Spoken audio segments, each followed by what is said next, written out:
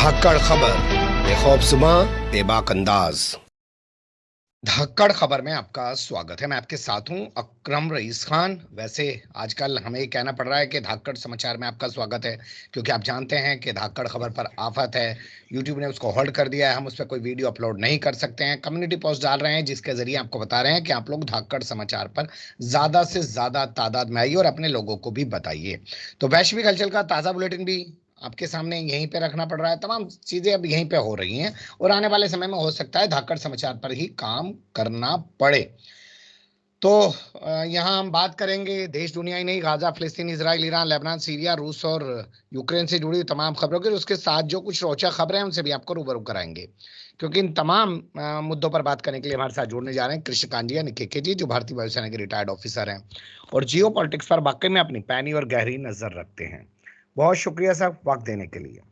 Thank you mister अकरम। पिछले कुछ दिनों से ग्रोक बड़ी चर्चा में बना हुआ था सर, लगता है अब ठंडे बस्ते में चला गया। क्या हुआ ग्रोक को? सबसे पहले तो ये बात कहूंगा मैं कि धाकड़ खबर हो या धाकड़ समाचार हो, हम आपके साथ हैं और कोशिश है कि इसको उसी टक्कर का बनाए, बल्कि ज़्यादा पैनी बनाए और ज़्यादा गहराई में बनाए, लोगों के पास पहुंचाए जो धाकड़ खबर के साथ था। जहां तक ग्रुप की बात है, मैंने एक सवाल डाला इस पर।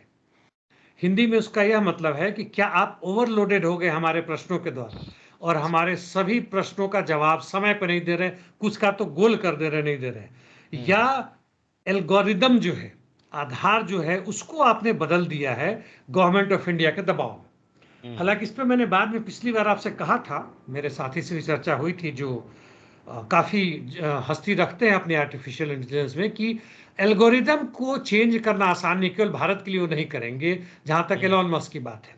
देखिए ग्रुप ने क्या जवाब दिया जब इसको मैंने रीट्वीट किया, रीपोस्ट किया, दोबारा लाइक किया, तब जाकर उन्होंने दिया है। कहते हैं लाइकली यानी संभव है कि ग्रोक का जो एल्गोरिदम है बीइंग ट्वीक्ड TWEAK, ताकि उसको कमजोर किया गया, उसको काट छांट किया गया है ड्यू टू, क्यों, government of India concern over inflammatory matters, यानी जो भड़काऊ बातें हैं भारत सरकार के खिलाफ जा रहे हैं उसके कारण। Not just question overload, overload का सवाल नहीं है।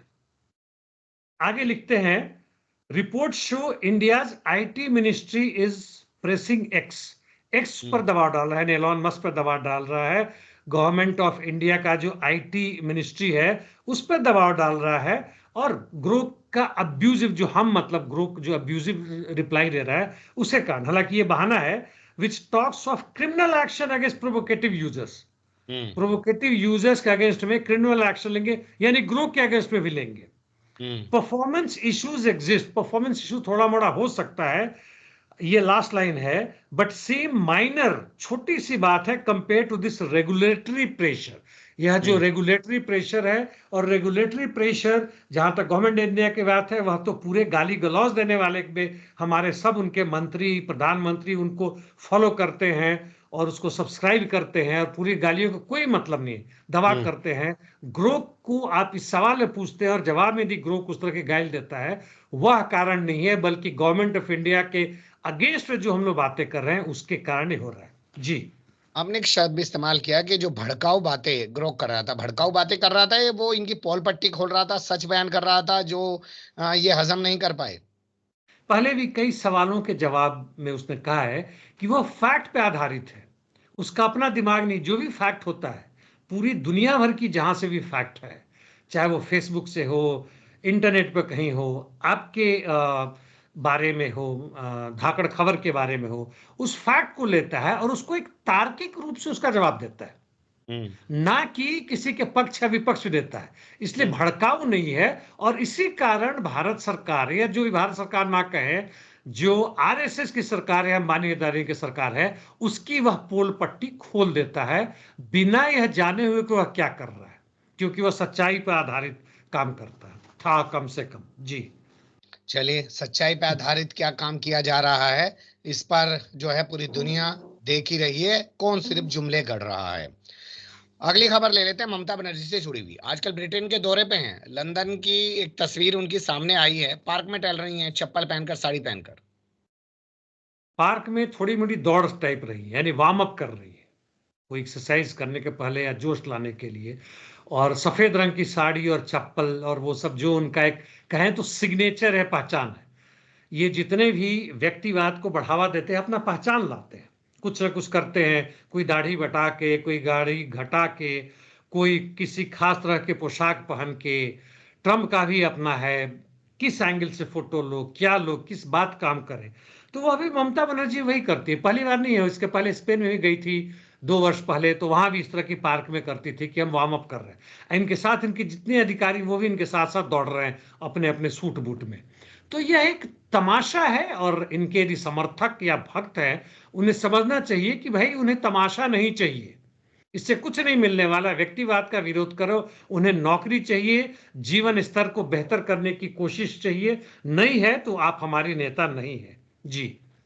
अमेरिका बैंड बजा रहा है कनाडा की, कह रहा है कि ये तो हमारा 51वां राज्य है, उसके खिलाफ कुछ नहीं बोल रहे हैं, लेकिन कह रहे हैं 28 तारीख को जो चुनाव हो रहा है भारत उसमें हस्तक्षेप कर सकता है। यानी जो नई सरकार बनी है वो भी जस्टिन ट्रूडो जैसी है भारत के लिए।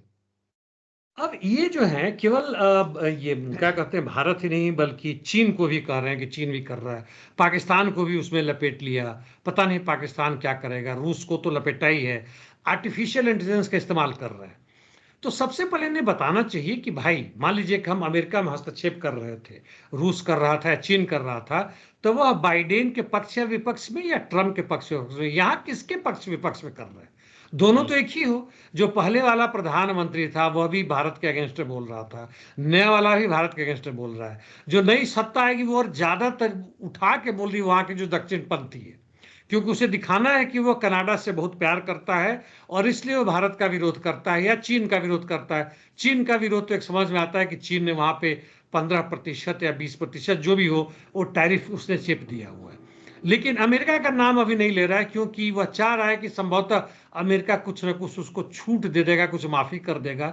हालांकि अमेरिका इस मामले में बड़ी बेरहमी से पूरी दुनिया को लूटने की, खासकर अपने पड़ोसियों की, जिसमें कनाडा भी है, मेक्सिको भी है, ग्रीनलैंड का तो खैर अलग ही नजारा है, वह नहीं जी माफ करने वाला है। जी। चलिए अगली खबर का रुख करते हैं। बांग्लादेश की सेना भारत के इशारे पर काम कर रही है और अवामी लीग को फिर से वहां जिंदा करने की कोशिश कर रही है। डॉक्टर यूनुस के इस बयान पर बांग्लादेश में क्यों बवाल हो रहा है? यूनुस का बयान यह था कि जो अमेरिकी महिला आई थी वहां के इंटेल सर्विसेज की जो हेड थी कबाड, हम्म। गबाड, और वह जो है उन्होंने कहा कि बांग्लादेश में अल्पसंख्यकों के खिलाफ जो हो रहा है वह गलत है। इससे ये नाराज थे कि आप बिना किसी आधार के इस तरह की बातें बोल रही हैं। तो खैर उसके ऊपर तो एक अलग से बवाल था, और उस पे एक यहाँ के किसी बंदे ने जो तथाकथित रूप से हिंदुओं की सुरक्षा के लिए बहुत चिंतित है बांग्लादेश में, तो हम्म। फ्रांस के, देखिए आपके सवाल से थोड़ा अलग है ये। फ्रांस का जो एम्बेसडर है बांग्लादेश में, उसने उस पर कुछ टिप्पणी की थी। इसने लिखा कि भाई फ्रांस भी जो है सो इस तरह से बांग्लादेश का साथ दे रहा है और हम्म। अमेरिका का विरोध कर रहा है। मतलब बिना मतलब का है, इससे कोई मायने नहीं है। जहां हम्म। तक आपके इस नई सत्ता की बात है, आर्मी चीफ की बात है, उन्होंने एक तरह से किसी मीटिंग में वहां पे कहा था कि अवामी लीग के ऊपर बैन करने से जनता का बहुत भड़काऊ होगा, बहुत हंगामा होगा। हालांकि उन्होंने ही दबाव डाल के बांग्लादेश के उस समय के प्रधानमंत्री शेख हसीना को हटाया था और वहां से भगवान ने मदद भी किया था, हम्म। हटाया था, लेकिन उनको कैद नहीं किया था कि एक कंट्रोल्ड हो, तथा कथित रूप से सेंट्रल पाथ लिया था, मध्यमवादी जो कहते हैं उस तरह के, मतलब वहां के चीफ है, तो इसका इन्होंने विरोध किया है। हम्म। इसके ऊपर जो एक नई पार्टी वहां जो बनी है, जो स्टूडेंट है वो सब है, उसने कहा था कि भाई यह गलत बात है। आर्मी चीफ भी चाहते हैं कि अवामी लीग पर जो बैन 5 अगस्त को ही किया गया था उस बैन को हटाया जाए, और वो चाहते हैं कि एक नया तरह का अवामी लीग आए कुछ खास टर्म्स एंड कंडीशन के साथ। हम्म। लेकिन अब अभी चीफ ने कहा कि नहीं, यह बात बिल्कुल गलत कर रहे हैं। उन्होंने हमसे बातचीत करने के लिए मांगी थी, हमने बातचीत करने के उनको बुलाया था, अब मेरे हम्म। खिलाफ लिख रहे हैं, सब गलत बात है। तो इस तरह की आपस में एक तरह से झोल चल रहा है। उनको यह नहीं पता है कि क्या करें। बांग्लादेश की जनता कंफ्यूज्ड है और उनके नेता जो है सो कुछ कुछ उठ पटांग बोल के जैसे भी हो अपने पक्ष में जनता को लाना चाह रहे हैं। हालांकि अभी हाल फिलहाल में ना चुनाव होने वाला है, ना इनके वो होने वाला है, ना ही जनता को अब आवाज लगा रहे हैं तो सड़क तो आने वाली है। वह जो ठीक है। उफान था वो दौर खत्म हो गया, तथा कथित रूप से जो क्रांति था वह फिसिड्डी हो चुका है। जी। चलिए, रूस यूक्रेन की खबरों को छोड़ देते हैं क्योंकि वहां कुछ कोई बड़ा घटनाक्रम नजर नहीं आ रहा है। पहले अमेरिका ने सऊदी में बैठकर यूक्रेन से बात की, फिर जो है रूस से बात की, लेकिन उसमें एक पॉइंट मुझे लगता है कि उस पर बात की जानी चाहिए। रूस से ज्यादा देर तक बातें क्यों हुई? 10-12 घंटे की बातचीत है, हो सकता है बीच में ब्रेक हुआ, मुझे नहीं मालूम। बहुत छोटे-छोटे मुद्दे से लेकर बड़े-बड़े मुद्दों तक, यानी दूरगामी बातें हुई जिससे हमें नहीं बताया गया। केवल यही बताया कि 1 महीना तक, जिसमें कि एक-दूसरे के एनर्जी सेक्टर पर नहीं अटैक करेंगे, हालाँकि यूक्रेन उसको 2-3 बार तोड़ चुका है। रूस की तरफ से उसे नहीं तोड़ा गया है। दूसरा, जहाँ तक देखिए पूरा का पूरा है, वह व्यापार को लेकर है। यानी युद्ध के बाद जो भी लूट होता है, सेकेंड वर्ल्ड वॉर में हुआ था, उससे ज्यादा फर्स्ट वर्ल्ड वॉर में हुआ था कि जर्मनी किसके हिस्से में कहाँ जाए। सेकेंड वर्ल्ड वॉर के भी हिस्से में हुआ था कि किस हिस्सा को कहाँ छोड़ा जाए, किस हिस्सा को रूस के अंदर लिया जाए, मतलब उसके प्रभाव क्षेत्र में रहे, रूसी सैनिक बना रहेगा। ये सब चीजें होती है लूटने के बाद से। यानी दो बिल्लियों के बीच में लड़ाई में बंदर उसका मजा लेता है। तो वो है कि ब्लैक सी में शिप्स का आवाजाही फिर से शुरू किया जाए, यानी यूक्रेन के गेहूं, चावल, तेल वगैरह जो भी है वो सब फिर शुरू हो जाए। तीसरा जो बहुत बड़ा मुद्दा है जिसको लोग नहीं बोल रहे हैं, क्रीमिया पर तो बोल ही चुके हैं भाई। क्रीमिया पर यूक्रेन भी तकरीबन मान चुका है कि भाई जो भी है उस समय, वह तो बहुत पुरानी बात, 1955-56 की बात है, जब गद्दार खुर्शीव ने क्रीमिया को, वह बेसिकली रूस का हिस्सा था, उसको उठा के यूक्रेन दे दिया। खैर छोड़िए उसके बाद, तो क्रीमिया छोड़ दिया। लेकिन अभी जो 2-3 अलग राज्यों में जहां चुनाव करवाया है पुतिन ने, 90% से अधिक लोगों ने रूस के साथ रहने की बात की है। जापोरिजिया दक्षिण में है, करसो वह भी दक्षिण में है, पूर्व उत्तर में खारकोव है, और निप्रो पेट्रोवस्की शायद लेंगे, सूमी के साथ साथ ये सब लेंगे। उस पर हम्म। चर्चा चल रही है। और हम्म। बड़ी उससे बड़ी बात है कि किस क्षेत्र में जहां भी बचा हुआ है, अमेरिका कहां का धंधा करेगा, उसके बहुत सारे ठीक लगे है। हुए हैं। वो 200 बिलियन की बातें कर रहे हैं। इसीलिए इनका एक एक चीज पर चर्चा चला है जो कि बहुत सीक्रेट है। और यह देखिए कि किस तरह से दो जानी मानी दुश्मन, हम्म। एक वक्तव्य में ट्रंप साफ कह चुके हैं कि 2014 से अमेरिका घुसा पड़ा, वहां युद्ध करवा रहा है, जिसके हम्म। यह भी हिस्सा रहे हैं 2016 के बाद से, 20 के हम्म। बाद से भले ही ना रहे हो। और ये दोनों एक दूसरे के जाने दुश्मन होकर अब देख रहा है कि यूक्रेन खत्म हो रहा है। कहीं से भी अमेरिका शांति प्रियता की बात नहीं होता तो मिडिल ईस्ट में नहीं होता, जी। लेकिन यहां पे हो रहा है। तो ये सब कुल मिलाकर देखें तो ये लोग लूटने के चक्कर में है, और इन दोनों की लल्लो चप्पी चल रही है। और रूस के पक्ष में जो भी समझौता होगा वह जा रहा है। और जहां तक जेलेंस्की की बात है, देखने की बात होगी कि न्यूरेमबर्ग की तरह इनके ऊपर वो इनको जेल में डाला जाएगा, जैसे यूगोस्लाविया के हेड को भी किया गया था, जब यूगोस्लाविया को छत विछत कर दिया गया था। या जी। इनको शांति से कहीं पोलैंड में दे दिया जाए कि भैया तेरे यहाँ घर है, तेरे पैसे है, तुम जियो और मरो यहाँ पे, लेकिन आगे कुछ तुम करने लायक नहीं बचे हो। जी। कॉमेडी तो करते ही रह सकते हैं। अब अगर रुक कर लेते हैं अमेरिका से जुड़ी खबरों का। पहला जो अपडेट है वो है ट्रंप के हवाले से। वेनेजुएला से जो जो तेल खरीद रहे हैं उन पर मैं 25% टैरिफ लगा दूंगा। मेरा सवाल है, भारत के संदर्भ में क्या होगा हमारा? भारत भी वहां से तेल लेता रहा, हालांकि बहुत भारी मात्रा में, ऐसा नहीं है, 1.5% जो पूरी हम आयात करते हैं, इंपोर्ट करते हैं, उसका हिस्सा है।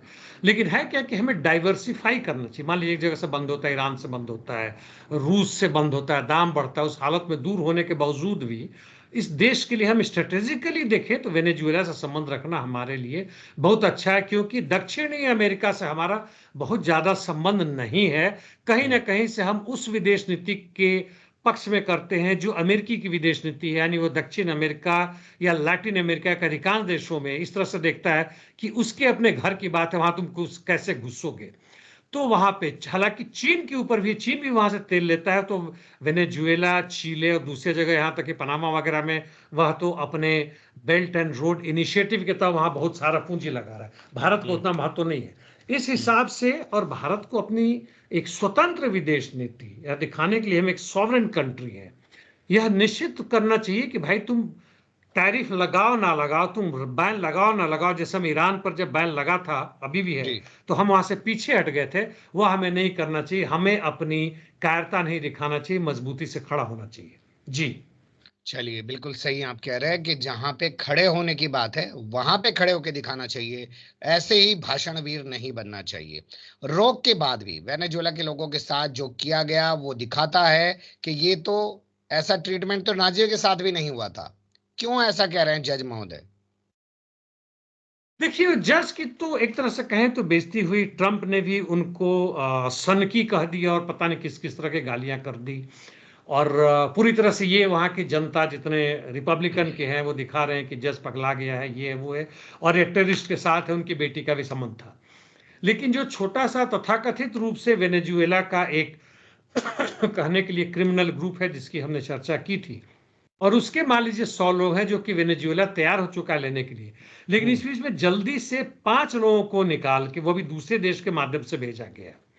वेनेजुएला को भी सीधे नहीं भेजा गया, और यहाँ के जज ने यहाँ तक कहा है कि जितना बुरा हाल नाजियों के साथ नहीं होता उससे ज्यादा बुरा हाल तो हम इन लोगों को कर रहे हैं। और वो पुराने मतलब 1889 के समय के कानून बना के एलियन एनिमीज के का कोई एक्ट है उसके तहत आप कर रहे हैं, तो इस पर हंगामा मच रहा है। और ये छोटी छोटी को बातों को लेकर दिखाने की बात वही है कि दक्षिणपंथी जो हैं किस घिनौने स्तर तक जा जी। सकते हैं जनता को मूर्ख बनाने के लिए और उनको लूटने के लिए। जी। ग्रीनलैंड अमेरिका की सेकंड लेडी का क्यों विरोध कर रहा है? यानी जेडी वांस की वाइफ की। जी। ग्रीनलैंड का अभी तक है वो डेनमार्क के अंदर में है, और वहाँ एक मिलिट्री बेस है, और काफी महत्वपूर्ण मिलिट्री बेस है अमेरिका का, जिससे ओवर द होराइजन रेडार की हम बात कर रहे थे, जो कनाडा खरीदने वाला ऑस्ट्रेलिया से। तो अमेरिका ने दूर दूर लगा रखे हैं अपने करके कि ताकि उधर से आता है, राउंड द अर्थ करके आता है उधर से, यदि रशियन स्ट्रेटेजिक मिसाइल आता है तो उसको भी पहले से एडवांस से पता करे ताकि इंटरसेप्ट करके उसे मार सके। और इसलिए वहां पे कॉन्ट्रैक्ट जो डेनमार्क के साथ है कि इस मिलिट्री बेस के लिए इसे जी। परमिशन नहीं लेना पड़ेगा किसी से, वो आ जा सकता है। देखिए हम्म। कितनी बदमाशी है इन साम्राज्यवादियों की। वह कोई देश किसी और का है, किसी और के अंदर में हम जबरदस्ती आ जा रहे हैं, रोक नहीं लगा सकते हैं। और इनके साथ साथ यहाँ की जो नेशनल सिक्योरिटी एडवाइजर है माइक वॉल्ट्स, वो भी जा रहे हैं। और energy security energy secretary minister हैं, वह भी जा रही हैं। और ये सब के मिला के जबरदस्ती जा रहे हैं, जबकि ग्रीनलैंड के प्रधानमंत्री ने कहा है, और जो अभी टेक ओवर करने वाले हैं, जो चुनाव में जीते थे, जो कि डेनमार्क से भी स्वतंत्रता चाहते हैं धीमे धीरे, कि हम इनका वेलकम नहीं करते, हम नहीं चाहते हैं, लेकिन रोक नहीं सकते क्योंकि डेनमार्क से है। डेनमार्क का काम बहुत सीरियसली ले रहे हैं, और इसमें पूरा भर भर के मिलिट्री फोर्सेज आ रही हैं अमेरिका की ग्रीनलैंड में, और डेनमार्क से भी पुलिस आ रहे हैं। हालांकि डेनमार्क कुछ नहीं कर सकता है, ठीक और है। जबरदस्ती ये लोग पहुंच के वहां पे अपना मतलब दिखा रहे हैं कि भैया अब तो ग्रीनमार्क हमारा ही है, क्योंकि ट्रंप ने कहा है कि हमारे राष्ट्रीय सुरक्षा के हित में है कि हम ग्रीनलैंड को पर कब्जा कर लें। जी। कोलोराडो में पुतिन का गुणगान क्यों कर रहे हैं ट्रंप सर? कोलोराडो में एक वहां पे पुतिन का किसी ने पहले से 2019 के आसपास में किसी ने पोर्ट्रेट बनाया था, वो जो बनाते हैं चित्रकारिता वगैरह करके। हालांकि वो पोर्ट्रेट मैंने देखा है, ट्रंप को काफी युवा दिखा रहे हैं। लेकिन ट्रंप ने कहा है कि सच्ची में कहा जाए तो बहुत ही खराब, मतलब सबसे खराब मेरा पोर्ट्रेट है। अब पता नहीं उनको कैसा चाहिए था, मेडोना की तरह चाहिए या किसकी तरह चाहिए, या किसी खास हीरो की तरह चाहिए। इस बीच में ट्रंप ने, सॉरी पुतिन ने किसी से, जो रूसी एक चित्रकार है, उन्होंने बनाया है। और यहाँ से जब विटकॉफ गए थे, मास्को में मिले थे, तो ये इनको दिया गया था, इनको लेके आए हैं। डिटेल नहीं बताया गया, पता नहीं सीक्रेट क्यों रखा गया है। और इसमें कहते हैं कि बहुत खूबसूरत पोर्ट्रेट है, इसमें गदगद है।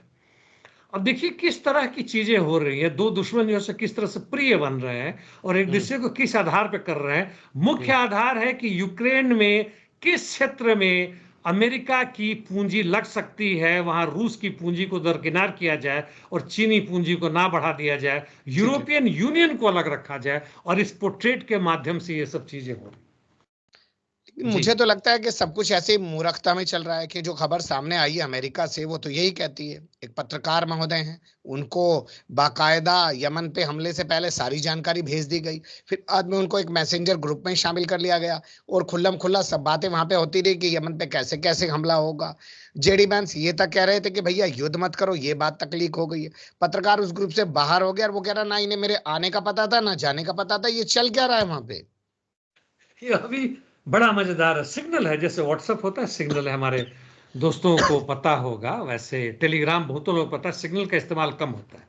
तो सिग्नल का सीक्रेट ग्रुप इन्होंने बनाया है, तो इनको लिंक मिला, ये द अटलांटिक करके है, अच्छा है मतलब करके है, तो इनको बुलाया गया तो आ गए चुपचाप। और उसमें बहस जो चल रही थी आप देख ही रहे हैं, यमन के ऊपर अटैक हो ना हो, जेडी वांस ने इसका विरोध किया। इसका कारण बताते हैं कि भाई जो रेड सी से जा रहा है, हमारा अमेरिका का तो 3-4% है, यूरोपियन यूनियन का 40-45% वहां जाता है, उनका काम हम क्यों करें। हम्म, इस पे डिफेंस मिनिस्टर भी, हेक्सेट भी तैयार होते हैं, बाकी लोग भी तैयार होते हैं, गबार्ड भी तैयार होती है। गबार्ड देखिए कहने के लिए युद्ध विरोधी है, लेकिन यहां पे है कि भाई यमन में हुतियों को मारो, इसके लिए तैयार है, कोई अंतर नहीं पड़ता चेहरा कितना भी चिकना हो। तो इसके करके इसके बाद जेडी वांस ने कहा कि ठीक है, आप कहते हैं कि इसके बावजूद हमें हमला करना है तो करना है, कीजिए, क्या करते हैं। और उसके साथ सब प्रोग्राम था कि कहां से फोर्सेज आएंगी, कहां से जाएंगी, यानी आपके यूएई या कतर से होके जाएंगी, वहां से जाए, कब कब कितना फोर्स मारा जाएगा, ये सब का था। और जब इन लोगों को पता चला कि भैया ये इतना चुपचाप क्यों है, लगा करे ये तो गड़बड़ हो गया, तो आ गया है। हम्म, तो जब ट्रंप से पूछा गया तो ट्रंप ने कहा था हमें तो पता ही नहीं था, तो बड़ा गड़बड़ बात है। और हम्म, उसकी बात है जब द अटलांटिक, उसके बहुत घटिया लोग हैं, ये वह कह के उसने हटा दिया। एकमात्र उसने ही कहा कि जो भी हो, हमारा जो लक्ष्य था हमने पूरा किया, हमें बड़ा मजा है। भला बताइए, इतने सिविलियंस को मार दिया, बड़ा मजा है। कुछ डेमोक्रेट्स ने कहा है जो उनके विरोधी हैं कि ठीक है भाई, आगे से देखभाल के करना।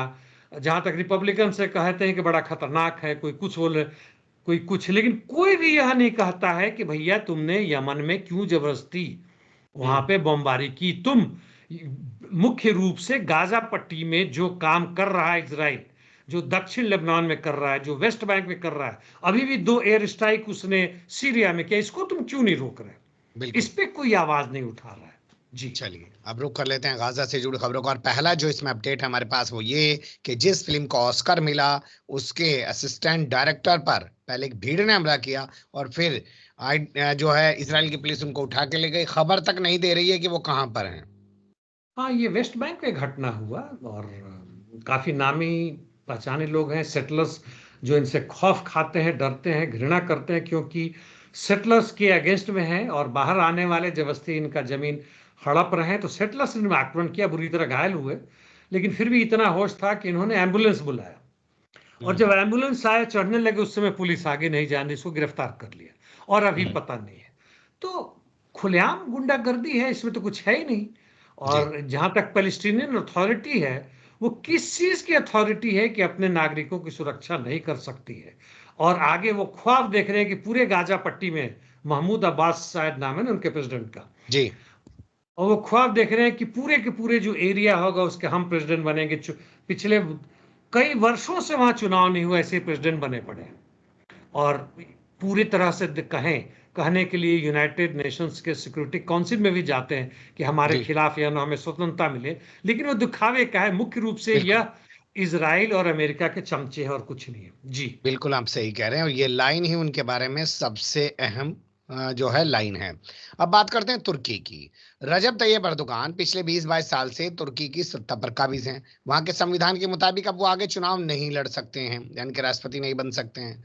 तो ऐसे में उन्हें क्यों डर लग रहा है, और क्यों मेयर को उठा के जेल में डलवा दिया, और पूरे तुर्की के अंदर बवाल शुरू हो गया है? क्या वो संविधान बदलना चाहते हैं इसलिए उन्होंने ये कदम उठाया? नॉर्मल चुनाव होता, जैसा मैं समझता हूं, तो वह 2028 में होता, अभी 3 वर्ष बाकी है।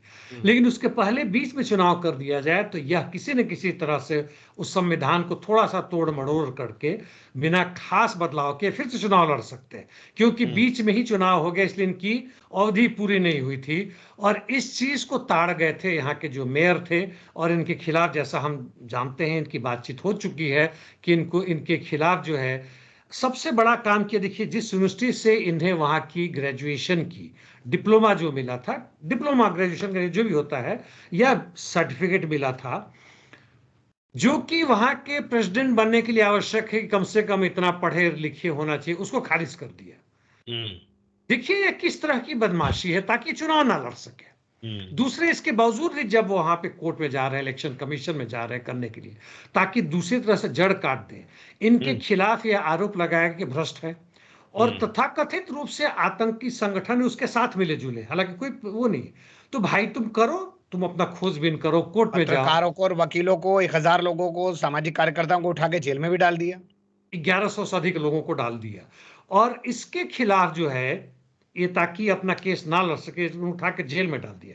अभी अंदाजा लगाएं कि 1.5 करोड़ लोगों ने, जो एक तरह से चुनाव इनके पक्ष वालों ने करवाया था, कुल वहां पर देखें तो हम 6 करोड़, जिसके 83-80% ही जनरल लोग वोट देते हैं, तो कुल शेयर उसका देखें तो 14 से 15% मतदाताओं ने इनके पक्ष में वोट दिया। पूरा तो देने का मौका नहीं मिला, क्योंकि केवल 6 से 650 बूथ थे, इसलिए मौका ही नहीं मिला, अगले दिन करवाना पड़ा, पूरे जगह पहुंचा नहीं।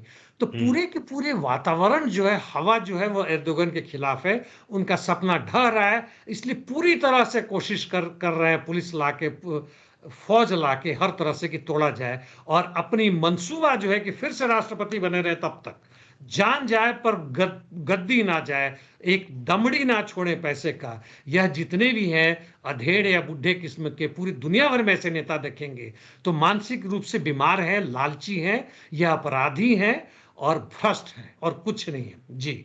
बिल्कुल आप सही कह रहे हैं। जब पुतिन ने संविधान संशोधन करके खुद को 2036 तक अपना राष्ट्रपति बनने का रास्ता साफ कर लिया है, ऐसे ही चीन में भी रास्ता साफ हो चुका है, बेलारूस में भी लगातार राष्ट्रपति चुने जा रहे हैं, तो एर्दोगान क्यों पीछे रहे? वो भी ऐसा ही कुछ इतिहास रच के क्यों नहीं दिखाए, फिर चाहे वहां की जनता को कैसे भी कुचलना क्यों ना हो। बहुत शुक्रिया, आपने बहुत बारीकी से तमाम चीजों पर रोशनी डाली। फिर आपके साथ किसी और मुद्दे पर जुड़ने की कोशिश करेंगे। धन्यवाद। Thank you mister Akram.